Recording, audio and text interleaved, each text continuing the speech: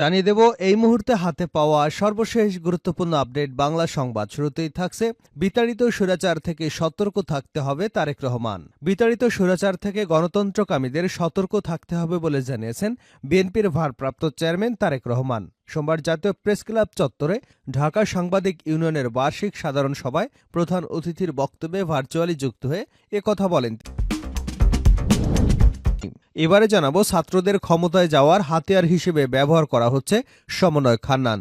ছাত্রদের সবসময় ক্ষমতায় যাওয়ার হাতিয়ার হিসেবে ব্যবহার করা হয়েছে বলে মন্তব্য করেছেন বৈষম্য বিরোধী ছাত্র আন্দোলনের সমন্বয়ক আব্দুল হান্নান মাসুদ। সোমবার বিকেলে নিজের ভেরিফাইড ফেসবুক পেজে দেওয়া এক পোস্টে এ মন্তব্য করেন তিনি। আব্দুল হান্নান মাসুদ বলেন, ক্ষমতায় যাবার সেফ হাতিয়ার হল ছাত্ররা, আমাদের সবসময় ব্যবহার করা হয়েছে এবং হচ্ছে। তিনি আরও বলেন, এদেশের আর মুক্তি পেল না। জানাবো দেশকে অস্থিতিশীল করবার ষড়যন্ত্র চলছে। বিএনপির স্বাস্থ্য বিষয়ক সম্পাদক ডাক্তার রফিকুল ইসলাম বলেছেন, সাম্প্রতিক সময় দেশকে অস্থিতিশীল বানানোর নানামুখী ষড়যন্ত্র চলছে। বিভিন্ন ব্যানারে একের পর এক অযৌক্তিক ইস্যু নিয়ে শান্ত পরিবেশকে অশান্ত করবার চক্রান্ত হচ্ছে। এ বিষয়ে সবাইকে সজাগ থাকতে হবে। আওয়ামী লীগকে নির্বাচনে অযোগ্য ঘোষণা সহ ১৭ দফা প্রস্তাব গণ অধিকার পরিষদের। জুলাই বিপ্লবে গণহত্যাকারী ফ্যাসিস্ট আওয়ামী লীগ এবং তার দোসরদের নির্বাচনে অযোগ্য ঘোষণার বিধান করা সহ ১৭ দফা প্রস্তাব নির্বাচন ব্যবস্থা সংস্কার কমিশনের কাছে দিয়েছে নুরুল হকের নেতৃত্বাধীন গণ অধিকার পরিষদ। সোমবার গণ অধিকার পরিষদের সাধারণ সম্পাদক মোহাম্মদ রাশেদ খানের নেতৃত্বে একটি প্রতিনিধি দল নির্বাচন ভবনে গিয়ে দলের প্রস্তাব জমা দেন।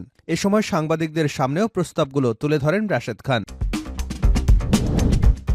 জানিয়ে দেব বিএনপি পারে আওয়ামী লীগের লাঠিয়ালদের মোকাবেলা করতে, ষড়যন্ত্র এখনও চলছে অভিযোগ করে বিএনপি চেয়ারপারসনের উপদেষ্টা কাউন্সিলের সদস্য আব্দুল সালাম বলেছেন, ফ্যাসিবাদী আওয়ামী সরকারের পতন হলেও তাদের দোসরা ষড়যন্ত্র করে দেশে অস্থিরতা সৃষ্টি করতে চায়। এই অস্থিরতা মোকাবেলা করার জন্য তারেক রহমানের নেতৃত্বে বিএনপি ছাড়া কি আর কেউ আছে? আওয়ামী লাঠিয়ালদের মোকাবেলা করতে পারে একমাত্র বিএনপি। এবং সর্বশেষ জানাবো আন্তর্জাতিক সংবাদ। নেতানিয়াহুর মৃত্যুর পরোয়ানা চান খামেনি। ইরানের সর্বোচ্চ ধর্মীয় নেতা আয়াতুল্লাহ আলী খামেনি বলেছেন, ইসরায়েলের প্রধানমন্ত্রী বেনয়ামিন নেতানিয়াহুর বিরুদ্ধে কেবল গ্রেপ্তারি পরোয়ানা জারি যথেষ্ট নয়, তার বিরুদ্ধে মৃত্যুর পরোয়ানা জারি করতে হবে। বার্তা সংস্থা রয়টার্সের প্রতিবেদনে বলা হয়েছে, বৃহস্পতিবার ইসরায়েলের প্রধানমন্ত্রী বেনয়ামিন নেতানিয়াহু এবং তার সাবেক প্রতিরক্ষা মন্ত্রীর বিরুদ্ধে গ্রেপ্তারি পরোয়ানা জারি করে আন্তর্জাতিক অপরাধ আদালত। সেই পরোয়ানা জারির প্রতিক্রিয়ায় আয়াতুল্লাহ খামেনি একথা বলেন। এতক্ষণ শিরোনাম শুনছিলেন, এবার বিস্তারিত। প্রিয় দর্শক, আপনি যদি এই চ্যানেলে নতুন হয়ে থাকেন, ভিডিওটি দেখতে দেখতে চ্যানেলটি সাবস্ক্রাইব করে আমাদের সঙ্গে থাকুন। আর এই ভিডিও সম্পর্কে আপনি আপনার মূল্যবান মতামতটি কমেন্ট বক্সে জানিয়ে দিন। আর হ্যাঁ প্রিয় দর্শক, জানিয়ে দিন ভিডিওটি কোথা থেকে দেখছেন। বিতাড়িত স্বৈরাচার থেকে সতর্ক থাকতে হবে তারেক রহমান। বিতাড়িত স্বৈরাচার থেকে গণতন্ত্রকামীদের সতর্ক থাকতে হবে বলে জানিয়েছেন বিএনপির ভারপ্রাপ্ত চেয়ারম্যান তারেক রহমান। জাতীয় প্রেস ক্লাব চত্বরে ঢাকা সাংবাদিক ইউনিয়নের বার্ষিক সাধারণ সভায় প্রধান অতিথির বক্তব্যে ভার্চুয়ালি যুক্ত হয়ে তিনি এসব কথা বলেন। তারেক রহমান বলেন, বিতাড়িত স্বৈরাচারের পলায়নের পর গণতন্ত্রকামী জনগণের আকাঙ্ক্ষা পূরণের এক বিশাল দায়িত্ব নিয়ে আজ অন্তর্বর্তী সরকারের যাত্রা শুরু হয়েছে।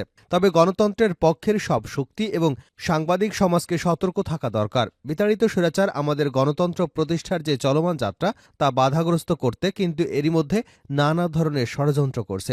আজকের সভায় অনেক বক্তা তাদের বক্তব্যে তুলে ধরেছেন, সংস্কার আগে না নির্বাচন আগে, এ ধরনের প্রশ্ন তুলে জনমনে বিভ্রান্ত সৃষ্টির অপচেষ্টা চলছে। সংস্কার কার্যক্রম নিয়ে অন্তর্বর্তী সরকারের সঙ্গে বিএনপির কোনো বিরোধ নেই। সংস্কার আগে না নির্বাচন আগে, যারা এ ধরনের প্রশ্ন তুলে জনমনে বিভ্রান্তি সৃষ্টির অপচেষ্টা লিপ্ত রয়েছেন তাদের উদ্দেশ্য কিন্তু ভিন্ন।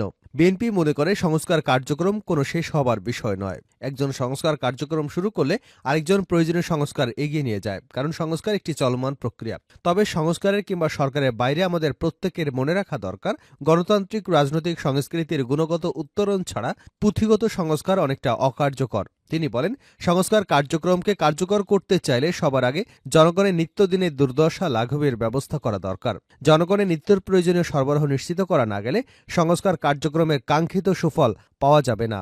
তারেক রহমান বলেন, বিতাড়িত স্বৈরাচার এবং তাদের দোসর চক্র নানা কৌশলে আবারও মাথাচাড়া দিয়ে ওঠার অপচেষ্টা করছে। অপশক্তি দেশের ভেতরে এবং বাইরে থেকে বাংলাদেশের পক্ষের শক্তির মধ্যে ভুল বোঝাবুঝির পায়তারায় লিপ্ত রয়েছে। তবে আমরা সবাই যদি সতর্ক থাকি, বাংলাদেশের পক্ষের শক্তির ভুল বোঝাবুঝির অবকাশ থাকবে না বলে আমি দৃঢ়ভাবে বিশ্বাস করি। বিএনপি সহ বিরোধী নেতাকর্মীদের উপরে গুম, হত্যা, নির্যাতনের কথা তুলে ধরে তিনি বলেন, একটি গণতান্ত্রিক, মানবিক, বৈষম্যহীন বাংলাদেশ প্রতিষ্ঠার মাধ্যমে শহীদদের রক্তের ঋণ পরিশোধ করা আমাদের দায়িত্ব। একই সঙ্গে পলাতক স্বৈরাচার এবং তার দোসরা যেন রাজনীতিতে পুনর্বাসিত হতে না পারে সে ব্যবস্থা গ্রহণ করাও আমাদের কর্তব্য।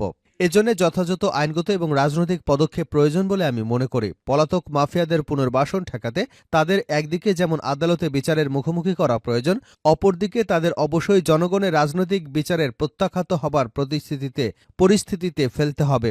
আমরা যদি এই দুয়ের সমন্বয় ঘটাতে পারি, আমি দৃঢ়ভাবে বিশ্বাস করি গণবিরোধী বিতাড়িত অপশক্তি বাংলাদেশের রাজনীতিতে আর মাথা তুলে দাঁড়াতে সক্ষম হবে না। ছাত্রদের ক্ষমতায় যাবার হাতিয়ার হিসেবে ব্যবহার করা হচ্ছে সমন্বয়ক হান্নান। ছাত্রদের সবসময় ক্ষমতায় যাবার হাতিয়ার হিসেবে ব্যবহার করা হয়েছে বলে মন্তব্য করেছেন বৈষম্য বিরোধী ছাত্র আন্দোলনের সমন্বয়ক আব্দুল হান্নান মাসুদ। সোমবার বিকেলে নিজের ভেরিফাইড ফেসবুক পেজে দেওয়া এক পোস্টে এ মন্তব্য করেন তিনি।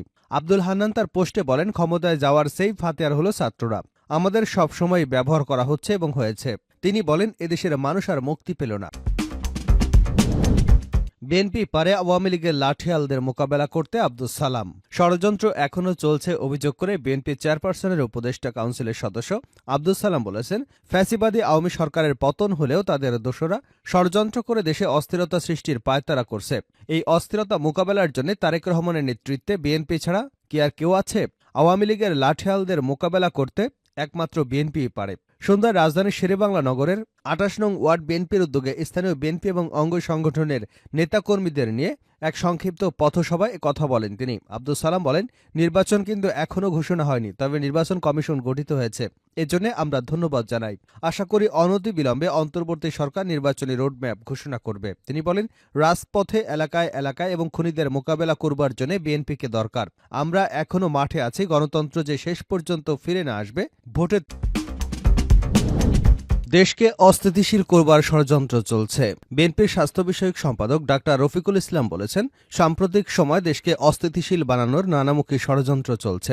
বিভিন্ন ব্যানারে একের পর এক অযৌক্তিক ইস্যু নিয়ে শান্ত পরিবেশকে অশান্ত করবার চক্রান্ত হচ্ছে। এ বিষয়ে সবাইকে সজাগ থাকতে হবে।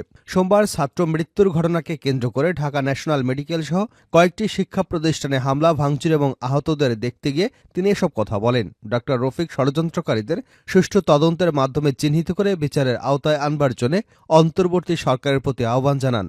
এ সময় তিনি ন্যাশনাল হাসপাতালের চিকিৎসক, নার্স এবং অন্যান্য কর্মচারীদের আশ্বস্ত করেন এবং তাদের নিরাপত্তা নিশ্চিত করবার দাবি জানিয়েছেন।